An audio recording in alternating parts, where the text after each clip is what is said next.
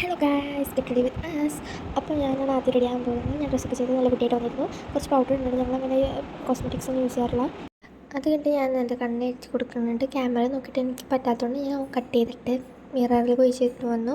എന്നിട്ട് ഞാൻ മുടി അയച്ചു. എന്നിട്ട് ഞാൻ വിചാരിച്ചു ആദ്യം ഇങ്ങനെ വെക്കാമെന്ന്. ലാസ്റ്റ് വിചാരിച്ചു വേണ്ട, അയച്ചെന്നിടാന്ന് വിചാരിച്ചു. അപ്പോഴത്തേക്ക് അമ്മ ലിപ്സ്റ്റിക്കും പൊക്കി പിടിച്ചോണ്ട് വന്നു. അപ്പോൾ പിന്നെ ഞാനത് കുറച്ചിട്ടു. ഇതാണ് എൻ്റെ ഫൈനൽ ലുക്ക്. ഉണ്ടെന്ന് പക്ഷെ പറയാം.